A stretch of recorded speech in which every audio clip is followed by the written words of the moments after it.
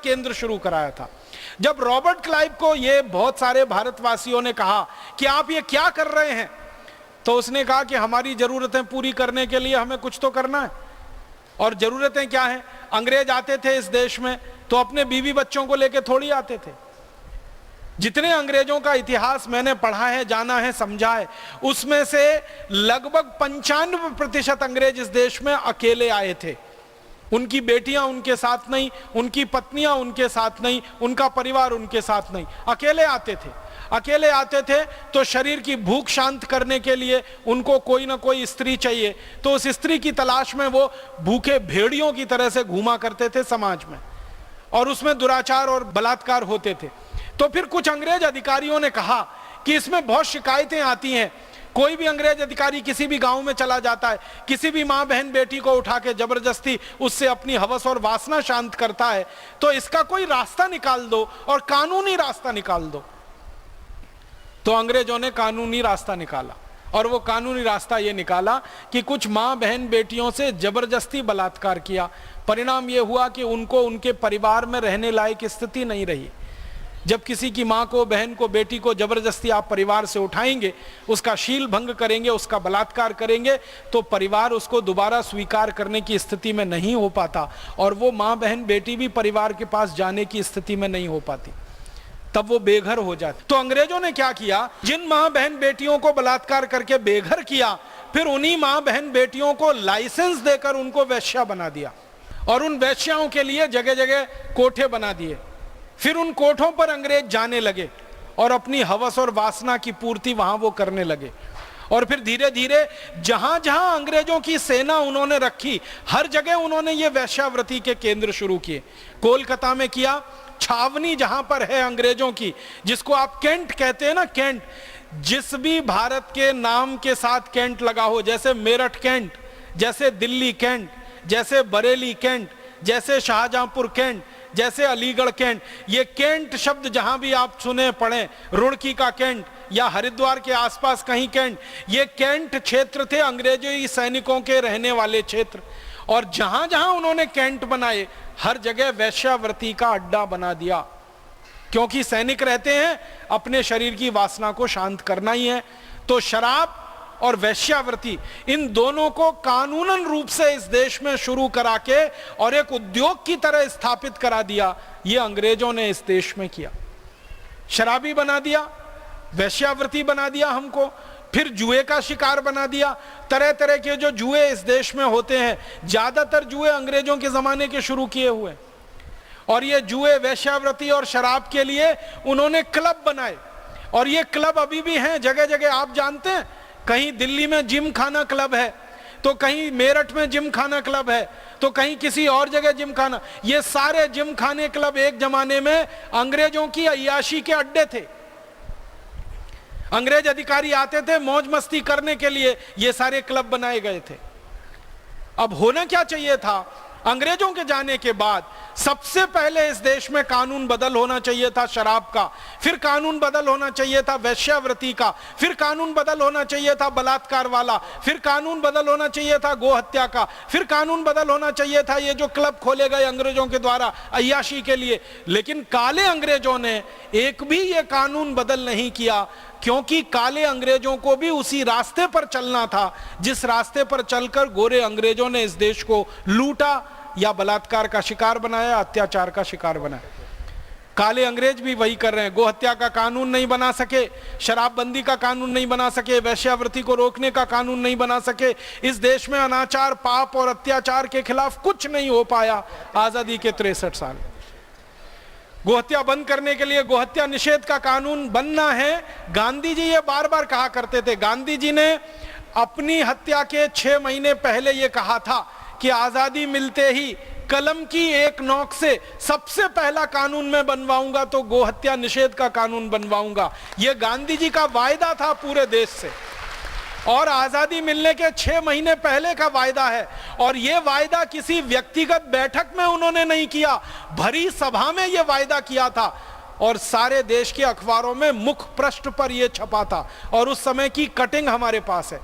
महात्मा गांधी ने सारे देश को आश्वासन दिया था कि आजादी मिलते ही गोहत्या निषेध का कानून बनेगा, आजादी मिलते ही अंग्रेजी हटाने का कानून बनेगा, आजादी मिलते ही शिक्षा व्यवस्था बदली जाएगी, आजादी मिलते ही अंग्रेजों के सारे कानून रद्द किए जाएंगे, शराब बंद की जाएगी, पूरे देश में शराबबंदी लागू की जाएगी। ये गांधी जी ने वायदा किया था पूरे देश को। लेकिन गांधी जी के परम शिष्यों ने, जो गांधी जी का नाम लेकर सत्ता की सीढ़ी पर चढ़े और जिन्होंने गांधी जी को पूरे देश में भुनाया वोट के लिए और नोट के लिए, उन लोगों ने गांधी जी की ही हत्या कर दी।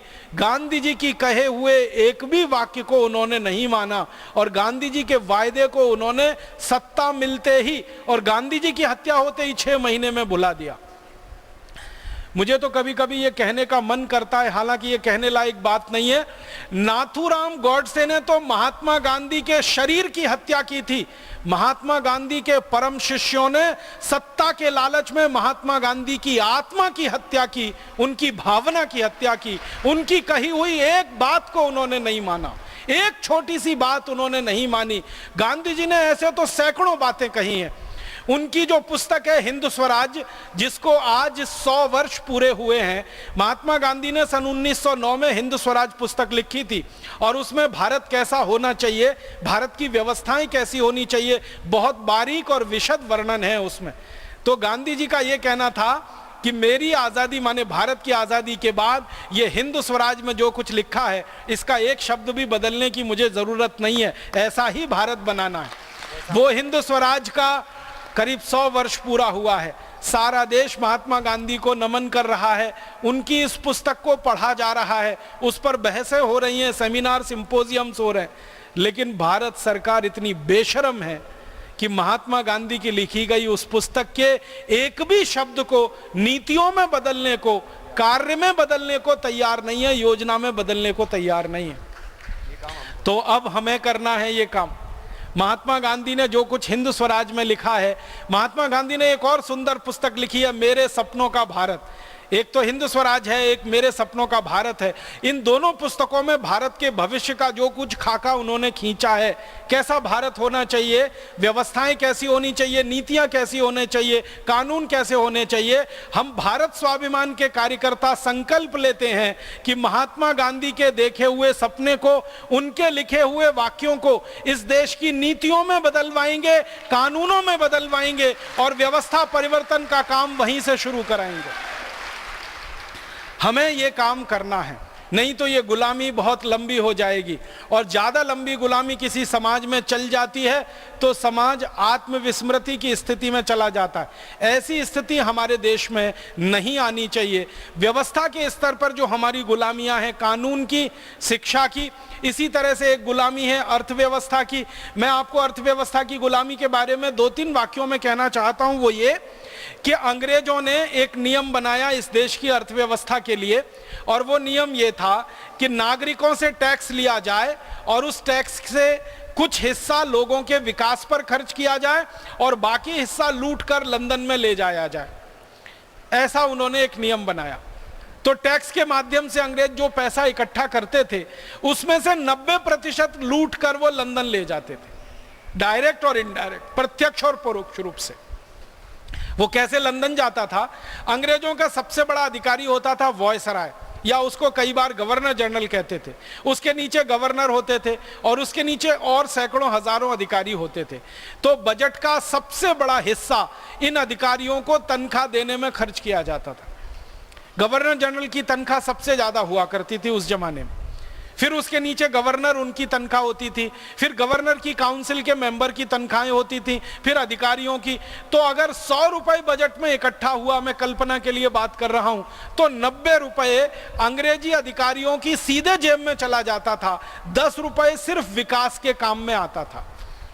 अंग्रेजों ने इसको एक सुंदर नाम दिया था कि ये 10 रुपए का जो खर्चा है लोगों के ऊपर होने वाला, इसको वो कहते थे प्लान्ड एक्सपेंडिचर। इसको कहते थे बहुत अच्छी योजना बनाकर किया गया खर्च। और जो 90% पैसा सीधे अंग्रेजों की जेब में जाता था उसको कहते थे नॉन प्लान्ड एक्सपेंडिचर, गैर योजनागत खर्च। तो बजट का 10% विकास पर खर्च होता था, 90% अंग्रेज सीधे लूटते थे। ये अंग्रेजों ने किया। 1927 के बजट के